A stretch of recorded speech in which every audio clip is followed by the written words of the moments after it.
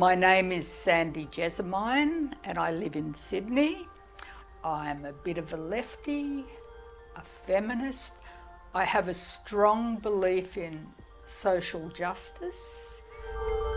I have a diagnosis of borderline personality disorder, complex post-traumatic stress disorder, and dissociation.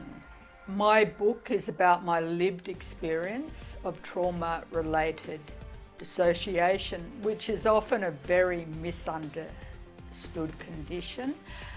The book is set at Kambala in the 1970s. Kambala is a girls' institution at Parramatta that I was incarcerated in, and the story explores a mental breakdown I had there following an escape.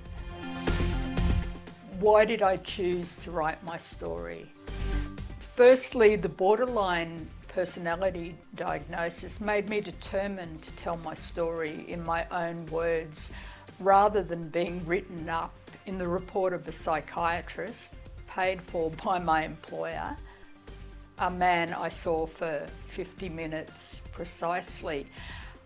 When I looked at his report, trauma and the resilience to survive it was missing from the page. I seemed to be missing from the page. And I thought, this is not my story. Yet my career was based, the decision of whether I kept my job or not was based on this report. So initially I decided to write it because I wanted to look at how my life had reached this point.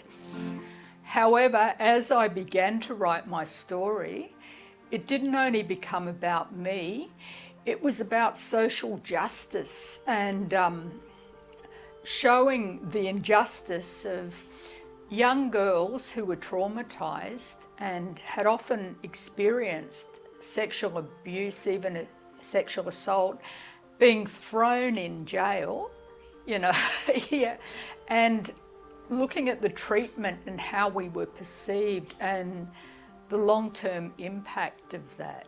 I called it borderline because I often live a borderline existence that has nothing to do with the label borderline personality disorder.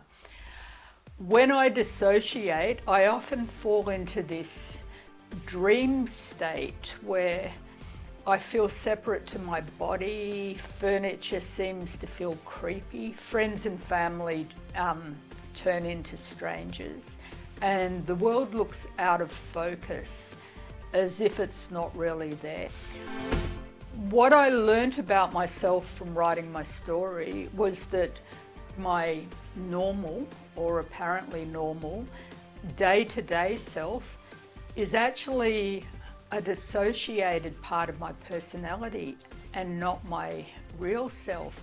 I'd always had an inkling of this, but that was the self that was safest. It was the self that could go to work, pay the bills, was a good parent, was there for other people. The self that was grounded. And as I was writing this book, I realised that really that was just one part of me, and why I had sometimes felt like cardboard throughout my life was because I clung to that part. I learnt that going insane was the sanest thing I ever did. What I'm most proud of is that I broke through a lifetime of internal barriers to be emotionally present with my father in his last months of life and to be there with him. They've said it's different to anything they've read before because it's written in child, teenage and adult voices, yet it's a continuation of the same story. People have told me it has given them insight into mental illness and juvenile incarceration.